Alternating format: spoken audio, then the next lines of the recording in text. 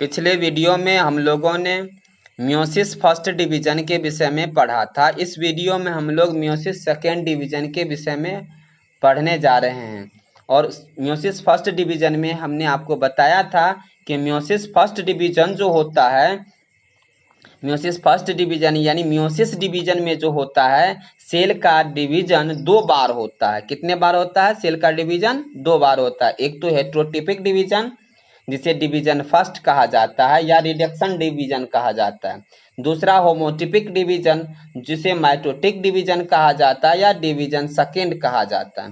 तो आप भी जो पढ़ने वाले हैं, हम लोग इस वीडियो में जो पढ़ने जा रहे हैं वह डिवीजन सेकेंड है। मैं आपको यह भी बता दूं, जो माइटोसिस डिवीजन, जो student mitosis first division meiosis first division पढ़ चुके हैं यानी हेट्रोटिपिक डिवीजन पढ़ चुके हैं, उनमें जो आपको दिया गया था प्रोफेज, हेट्रोटिपिक डिवीजन के अंतर्गत जो 4 फेज होते हैं, प्रोफेज, मेटाफेज, एनाफेज और टेलोफेज, उनमें जितनी बातें प्रोफेज, एनाफेज, टेलोफेज और मेटाफेज में बताया गया, वही चीज इस मियोसिस डिवीजन में पुनः पुनरावृत्ति होती है। फिर कुछ अंतर होता है, जो अंतर होता है बहुत कम अंतर होता है, बाद बाकी सब कुछ एक ही जैसा रहता है। तो जानते हैं कि इस मियोसिस डिवीजन में किस तरह से उनसे डिफरेंस है। मियोसिस सेकेंड डिवीजन में, मियोसिस के सेकेंड डिवीजन में किस तरह से मियोसिस फर्स्ट डिवीजन और सेकेंड डिवीजन में किस प्रकार का कहाँ डिफरेंस है, ये देखेंगे। दूसरा, मियोसिस डिवीजन है क्या, सेकेंड डिवीजन क्या है, इसके विषय में जानते हैं। तो मियोसिस सेकेंड डिवीजन को हेट्रोटिपिक डिवीजन कहते, होमोटिपिक डिवीजन कहते हैं, इसे माइटोटिक डिवीजन भी कह सकते हैं। अब ये माइटोटिक मियोसिस डिवीजन जो सेकेंड डिवीजन है, यह जो होता है कितने फेज में पूरा होता है? तो यह 4 फेज में पूरा होता है। कितने फेज में होता है? 4 फेज में। प्रोफेज 2, मेटाफेज 2, एनाफेज 2 और टेलोफेज 2। अभी यहाँ मियोसिस 2 है, इसलिए प्रोफेज 2 पढ़ेंगे, एनाफेज 2 पढ़ेंगे, टेलोफेज 2 पढ़ेंगे, मेटाफेज 2 पढ़ेंगे। फिर साइटोकिनेसिस के विषय में पढ़ेंगे। तो और सिग्निफिकेंस, मियोसिस डिवीजन का सिग्निफिकेंस क्या, इसके विषय में जानेंगे।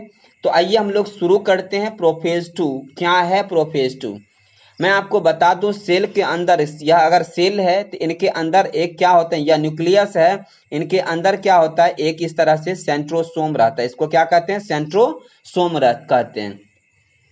इससे निकलने वाले रे को हम क्या कहते हैं? एस्ट्रल रेज कहते हैं। यह जो सेंट्रोसोम है, सेंट्रोसोम डिवाइड होकर के जब मियोसिस डिवीजन होने लगता है, सबसे पहले मियोसिस डिवीजन जब होने लगता है तो यही सेंट्रोसोम डिवाइड होकर 2 सेंट्रोसोम में बंट जाता है। जैसे ही यह 2 सेंट्रोसोम में बंट जाता है तो सेंट्रोसोम अपोजिट पोल पर, ये दोनों सेंट्रोसोम अपोजिट पोल पर चला जाता है। ये क्या हो जाता है? अपोजिट पोल पर चला जाता है।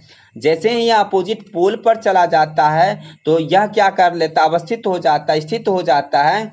तो यह सेल है और ये अपोजिट पोल पर चला जाता है तो इसमें क्या हो जाता है, यह जो न्यूक्लियर मेम्ब्रेन है, यह न्यूक्लियर मेम्ब्रेन अब डिसअपीयर हो जाता है, लुप्त हो जाता है, एवं इसकी यह स्पिंडल फाइबर का रूप ले लेता है। क्या ले लेता है? स्पिंडल फाइबर का रूप ले लेता है।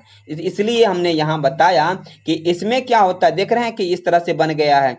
ये न्यूक्लियर मेम्ब्रेन इसमें क्या हो जाता है? डिसअपीयर यानी लुप्त हो जाता है और एवं स्पिंडल फाइबर का निर्माण ये स्पिंडल फाइबर का रूप ले लेता है। ठीक है, तो आपने ये देखा प्रोफेज 2 में कि ये जो सेंट्रोसोम डिवाइड हो करके कहाँ चला जाता है? अपोजिट पोल पर चला जाता है और न्यूक्लियर मेम्ब्रेन डिसअपीयर होता है, जिसके कारण यह स्पिंडल फाइबर के रूप में दिखाई देने लगता है।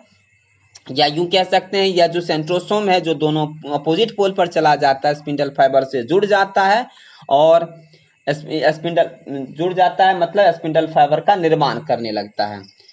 चलिए हम लोग ये देखिए, ये इनका फिगर है आपके सामने है दिया गया। ठीक है, तो आप, मुझे नहीं लगता कि प्रोफेज 2 में आपको कोई किसी तरह का दिक्कत हुआ होगा। चलिए हम लोग चलते हैं उसके बाद मेटाफेज 2 की ओर। मेटाफेज 2 में क्या है, यहाँ क्रोमोसोम्स स्पिंडल फाइबर के इक्विटोरियल प्लेट पर स्थित पर चला जाता है। यदि क्रोमोसोम, अब क्या होता है, ये जो क्रोमोसोम है, ये जो स्पिंडल फाइबर है, इसके इक्विटोरियल प्लेट पर, ये आपका इक्विटोरियल प्लेट है, बीच वाला जो है ये क्या है?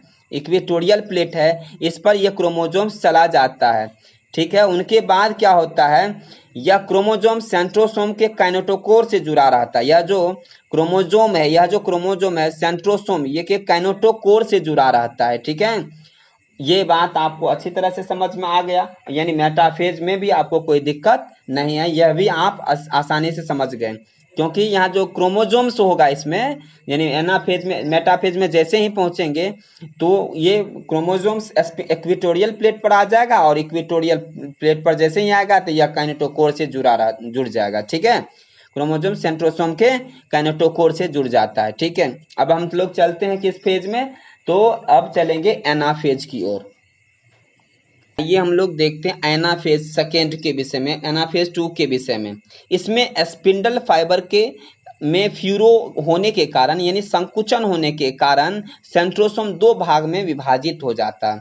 अब इसमें क्या होता है, यह जो सेंट्रोसोम आप देख रहे हैं, यह जो सेंट्रोसोम है इसमें फ्यूरो गड्ढा होने के कारण क्या हो जाता है, सेंट्रोसोम में इस तरह से गड्ढा होने लगता है, धीरे धीरे इस तरह से गड्ढा होने लगता है। तो यह दो भाग में क्या हो जाता है, सेंट्रोसोम जैसे ही स्पिंडल फाइबर क्या हो जाता है, स्पिंडल फाइबर में क्या होने लगता है, संकुचन होने लगता है। यह जो स्पिंडल फाइबर है, स्पिंडल फाइबर में क्या होने लगता है, इस तरह से संकुचन होने लगता है, यानी यह संकुचन इस तरह से होने लगता है। संकुचन जैसे ही होने लगता है तो क्या हो जाता है, संकुचन होने के कारण सेंट्रोसोम जो होता है दो भाग में विभाजित हो जाता है, एक भाग तो इधर चला जाता है, एक भाग इधर चला जाता है, और फिर क्या हो जाता है, क्रोमोसोम वी यू और एल शेप्ड होकर एक दूसरे के अपोजिट पोल पर चला जाता है। और ये क्रोमोसोम है वी, देखिए वी शेप्ड या यू शेप्ड का आकार होकर एक दूसरे के कहाँ चला जाता है, अपोजिट पोल पर चला जाता है।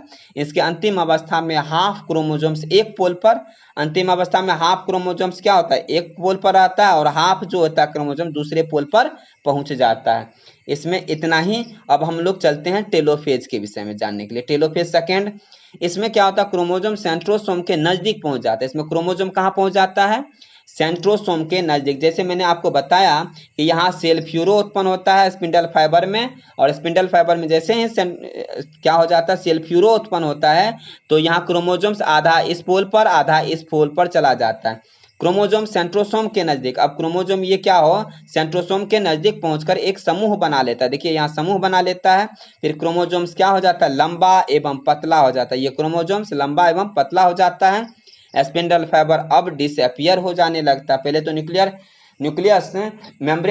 मेम्ब्रेन डिसअपियर हुआ था जब प्रोफेज फर्स्ट था, लेकिन यहाँ देख रहे हैं टेलोफेज सेकेंड में आते आते स्पिंडल फाइबर अब डिसअपियर हो जाता है, और न्यूक्लियर मेम्ब्रेन क्या हो जाता है, न्यूक्लियर मेम्ब्रेन दिखाई देने लगता है। ठीक है, तो टेलोफेज इसमें क्या होता है, क्रोमोसोम के चारों ओर न्यूक्लियर मेम्ब्रेन का अब निर्माण होने लगता है, और न्यूक्लियस पुनः अपीयर हो जाता है, और यहाँ आकर के टेलोफेज में न्यूक्लियस फिर से अपीयर होने लगता है।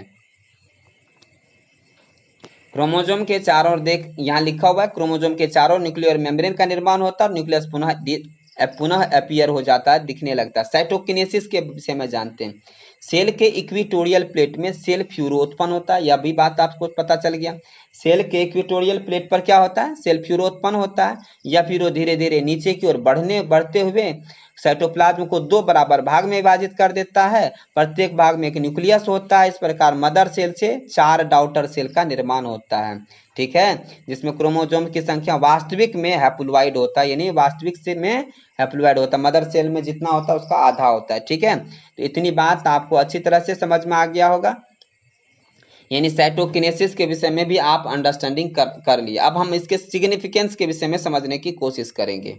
सिग्निफिकेंस का मतलब हिंदी में होता है महत्व। प्रत्येक मियोसिस डिवीजन के बाद 4 डॉटर सेल का निर्माण होता है। सिग्निफिकेंस मतलब इस मियोसिस डिवीजन का क्या महत्व है। प्रत्येक डिवीजन के बाद 4 डॉटर सेल का निर्माण होता है, जिसमें क्रोमोसोम की संख्या आधी होती है। मियोसिस डिवीजन क्रोमोसोम की संख्या बढ़ने से रोकता है। म्यूसिस डिवीजन क्रोमोसोम की संख्या बढ़ने से क्या होता है, रोकता है। कैसे समझेंगे, या तो देखिए आप, सेल डिवीजन जब भी होता है, इसमें म्यूसिस डिवीजन जब भी होता है जर्म सेल में, जब जर्म सेल क्या हो जाता है, जनन सेल, जब जनन कोशिका क्या हो जाता है, जब मैच्योर हो जाता है तो उस समय क्या होता है, सेल में जो डिवीजन होता है, इस मियोसिस डिवीजन जब होता है तो इसके क्रम में क्या होता है, तो इसमें सेल की संख्या आधी हो जाती है। जैसा कि आपने पढ़ा, सेल की संख्या क्या हो जाती है, हैप्लोइड हो जाती है, आधी हो जाती है। तो ये क्या हो रहा है, सेल की संख्या अधिक ना हो जाए, यानी आधा हो रहता है, यानी सेल की संख्या में क्या करता है, ये बढ़ने से रोक रहा है। इस डिवीजन में क्रॉसिंग ओवर होने के कारण क्रोमोसोम पर स्थित होता है ये। इसमें क्रॉसिंग ओवर काइजमाटा का निर्माण होता है। क्रॉसिंग ओवर से क्या होता है, काइजमाटा का निर्माण होता है, जिससे इससे जीन में हेर फेर होता है और इससे ऑफस्प्रिंग में नए गुणों का समावेश होता है और वेरिएशन इसी कारण होता है। ठीक है, तो सिग्निफिकेंस को भी आप अच्छी तरह से समझ गए होंगे, इसमें कोई प्रॉब्लम नहीं आया होगा। अगर किसी तरह का प्रॉब्लम आपको आता है तो व्हाट्सएप नंबर है मेरा डिस्क्रिप्शन बॉक्स में, मेरा व्हाट्सएप नंबर, कॉन्टैक्ट नंबर है, आप डायरेक्ट कॉन्टैक्ट कर सकते हैं। अगर वीडियो अच्छा लगता है तो अधिक से अधिक लोगों को शेयर करें। Thank you for watching this video. Peace.